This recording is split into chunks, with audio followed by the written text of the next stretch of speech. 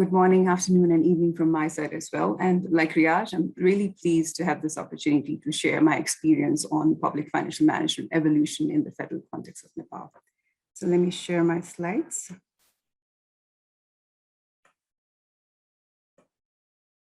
Can you see it? Perfect, take it away. Great.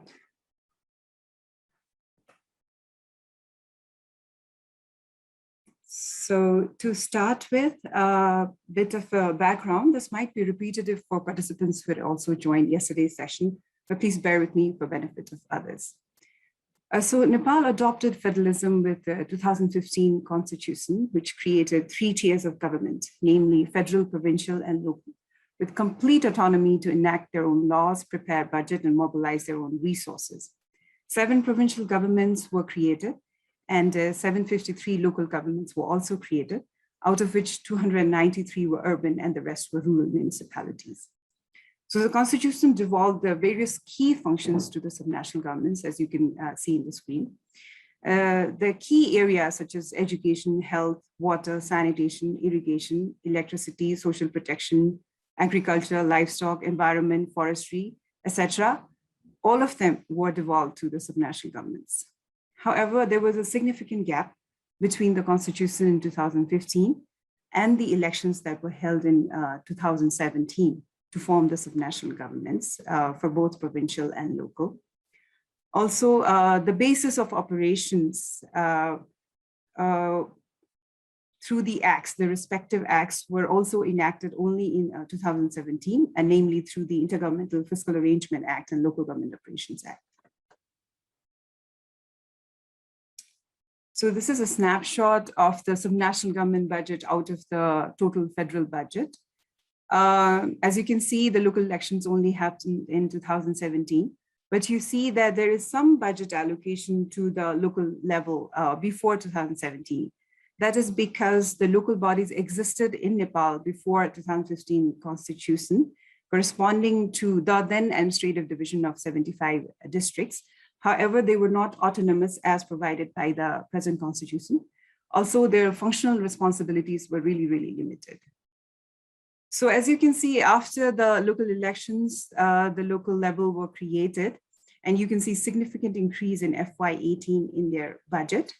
And after the local elections, provincial elections were held and provincial governments created. Thus, you will see a spike in provincial government budget, which is indicated by orange and brown here. The blue is the local level. So there's also a significant spike in provincial government budget after their formations. So in average, around 25 to 30% of the total federal budget is allocated to the subnational governments when we compare it year by year. And it's also important to note that for the subnational government, the federal budget allocation constitutes about 80 to 90% of their total sources. So they are very much reliant on fiscal transfers to meet their expenditure needs. Although it varies for different subnational governments between urban and rural, and even within urban, the big municipalities are able to generate more resources. But in majority of cases, they are majorly reliant on the federal budget. So as you saw from the graph, it was a very gradual process, and the gradual process is continuing. And there's a lack of alignment between the functions and the funds. The functions were already devolved with the 2015 constitution. However, the funds were devolved only in FY18, as you saw, with the fiscal transfers from the federal government to the subnational government. Furthermore, the functionaries or the finance staff, not just finance staff, but all of the staff were only devolved in FY19 to the subnational governments, and the process completed in FY20 only through secondment of the federal government staff to the subnational governments. Also, the basis of financial management in the federal context was there only in 2019 with the enactment of the Federal Financial Procedures and Fiscal Responsibility Act enacted in October 2019. Thankfully, federal government had managed to provide model laws and guidelines for basic financial management of the subnational governments in FY18, based on which some of the subnational governments had managed to adopt laws and pass their budget the same year. However, the process was very gradual, and for most of the subnational governments, they were able to do so only in the subsequent years. Also, subsequently, federal government also provided other basic support, such as accounting software and asset management software, as well as chart of accounts. Those were started to be provided from FY20. Also, various training on various PFM areas were systematically started to be provided to subnational governments by federal government only from FY20. There was a silver lining in this whole PFM evolution process. That is, the Supreme Audit Institution, the Office of the Auditor General, has been mandated by the Constitution to conduct external audit of the 3 tiers of the government. And because of their extensive experience, they have been able to conduct and complete audit of subnational governments from the very beginning. For most of them, with the exceptions of some for which there were no documents available or no financial statements prepared. And they have been able to highlight the risks involved in terms of the governance and operations of the subnational government, based on which the reforms efforts are being focused for strengthening their financial management. So the challenges are similar to Bangladesh. The major challenge is, of course, staffing. Limited staffing exists in the subnational governments while they have to manage multiple expenditure needs and revenue sources. The staff recruitment and management for subnational governments is supposed to be managed by a Provincial Public Service Commission.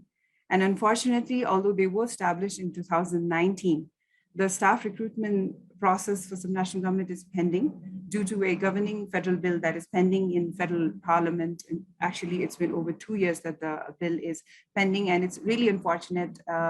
Like Riaz was saying, that the only staff that's available in financial governments is those seconded from the federal government earlier, and they haven't been able to hire more staff, which means that there are not enough staff even to maintain minimum segregation of duties. So the other major challenge is the lack of quality and adequacy of financial management systems, starting with planning, specifically a medium-term expenditure framework, which is mandated by the laws for the 3 tiers of the government. And they have not been able to adopt because of the capacity constraints. Some of them have been able to adopt, but even for them, quality is of concern. Also, their budget are not based on sector strategies and lacks results orientation. And inadequate internal control systems and weak internal audit and oversight are also other areas of concern. The slow pace of capacity building support from the federal government has also impacted. The various important guidelines are just being developed, for example, on MTF, internal control, accounting based on Nepal public sector accounting standards, etc. And it will take time for these guidelines to be finalized and trainings provided based on the same. Another challenge is lack of coordinating vehicle for PFM to coordinate across the 3 tiers. The Prime Minister's office is the assigned agency to coordinate for provincial governments, and Ministry of Federal Affairs is the coordinating agency for the local governments. And they have also been coordinating for PFM. However, they are not experts on PFM, and which is adding to the challenges. So all of these challenges boils down to the concern on fiscal discipline of subnational governments, as evidenced by the rising audit irregularities of the subnational governments and increasing number of complaints being filed with the Commission for Investigation of Abuse of Authority. And it is important to note that all of these challenges are primarily being driven by their staffing constraints.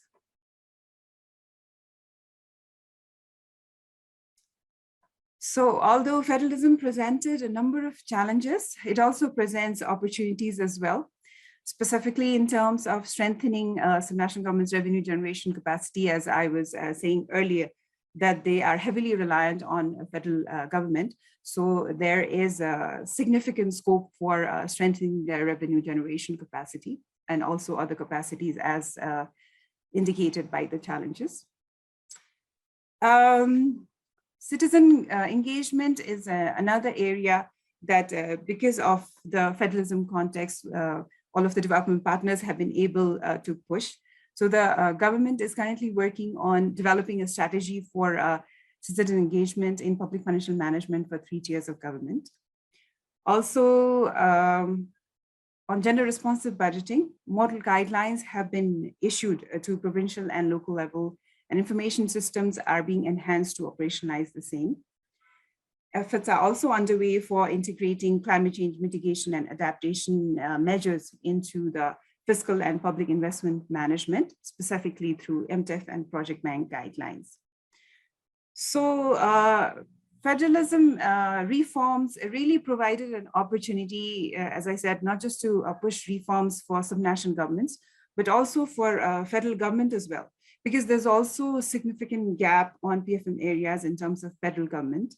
And while the focus was on subnational government reforms, we were really able to, the country as a whole was really able to also work on federal government PFM area gaps as well. So this has really been silver lining of this whole reform agenda in the context of federalism in Nepal. So that's all from my side. I'll be happy to take questions later. Thank you.